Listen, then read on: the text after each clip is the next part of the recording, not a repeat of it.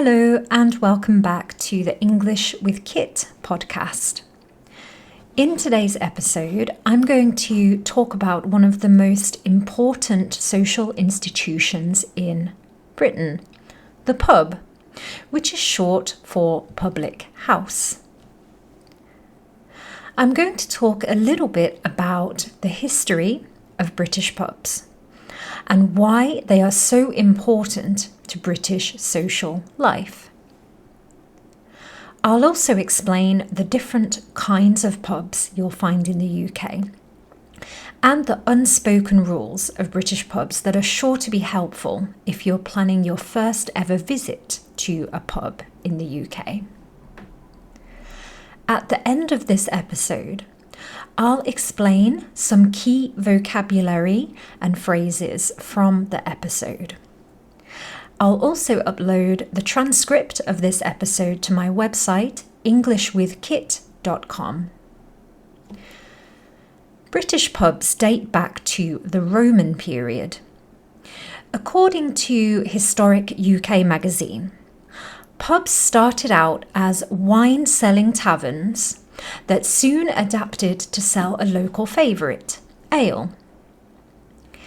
Ale, which is made from malted barley, hops, yeast, and water, has been a much-loved beverage on the British Isles for thousands of years.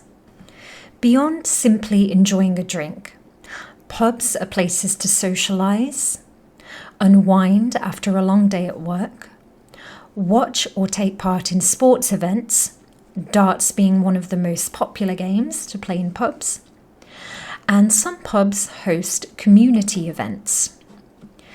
These may include, among other things, hobby groups, live music, karaoke, charity events, and quiz nights.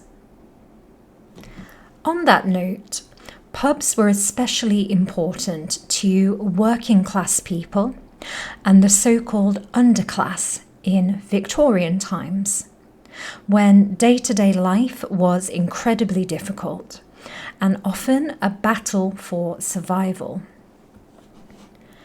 Many people worked very long hours doing thankless, sometimes even dangerous work for very little money, and many lived in very poor conditions.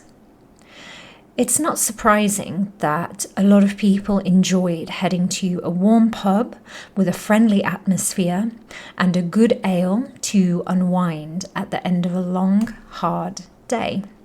Pubs have also historically been, in certain areas of the country, popular locations for wakes after funerals.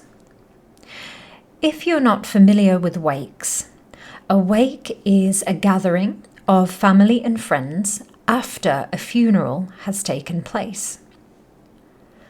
Pubs are especially ideal for the purpose in towns and villages, as they provide a central gathering point for people to meet. Pubs in the UK aren't all made the same. There are many different kinds of pubs.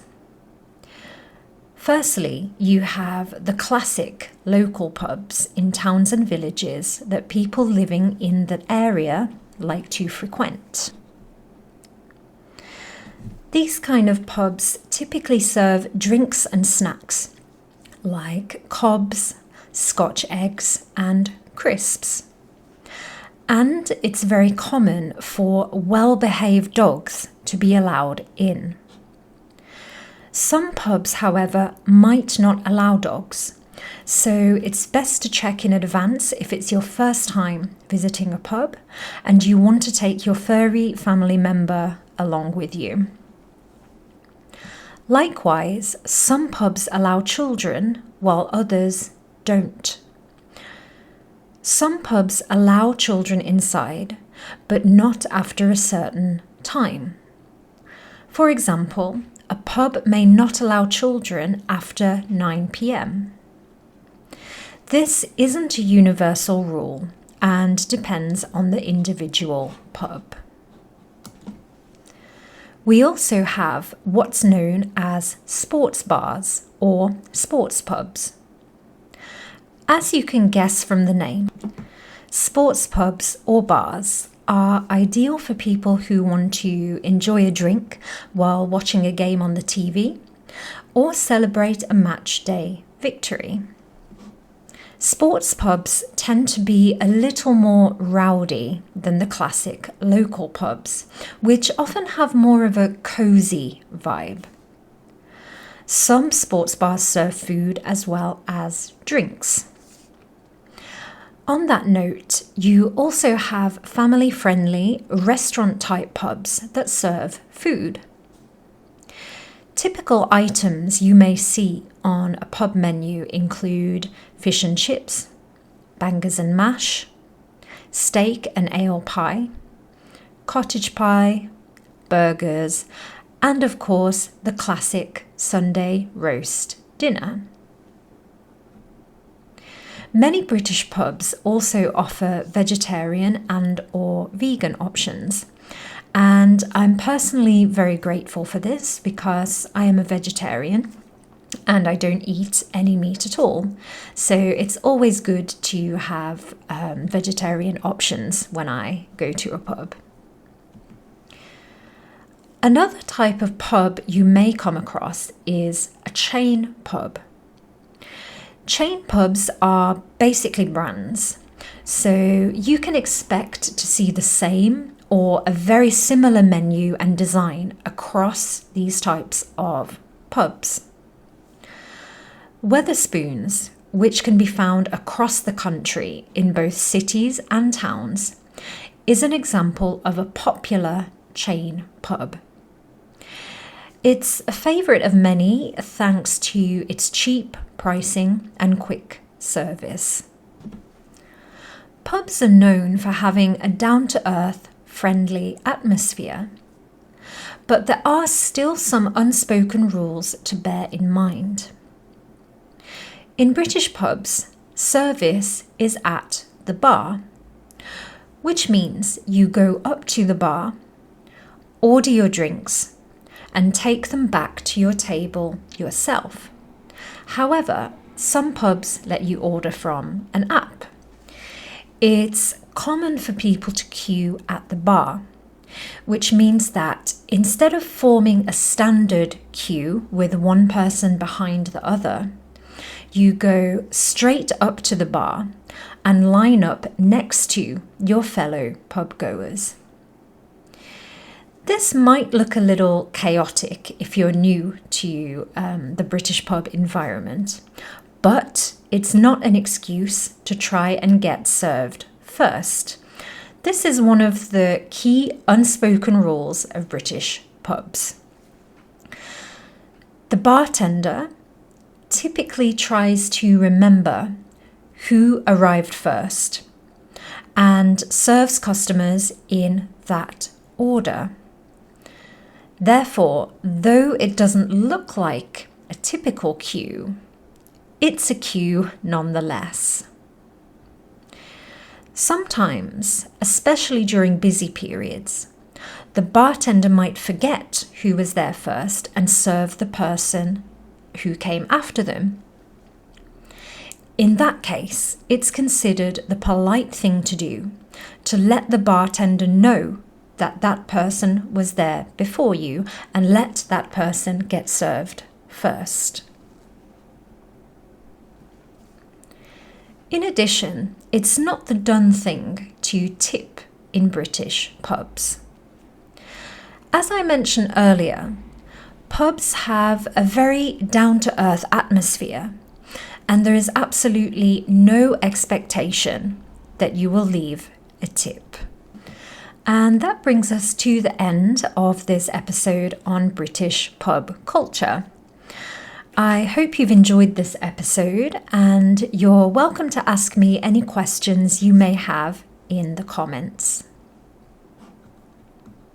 Before you go, let's take a closer look at some key vocabulary, phrases, and expressions from this episode.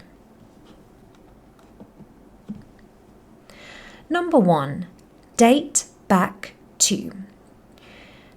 Date back to is a collocation, and we use it to talk about the time something started to exist or how long something has existed. For example, British pubs date back to the Roman period. Number 2, beverage, which is a noun.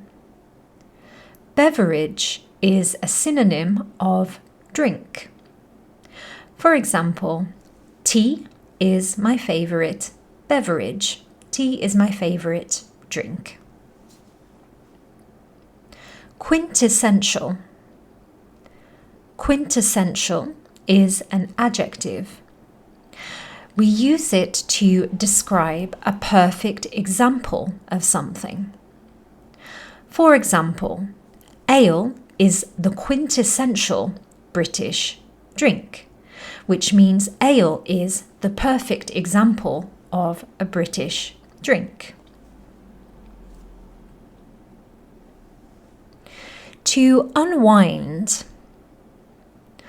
Unwind is a verb, and in this context, it's a synonym of relax.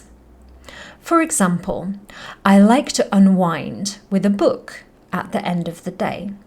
Or more in line with this episode, we might say, I like to unwind at the pub at the end of the day.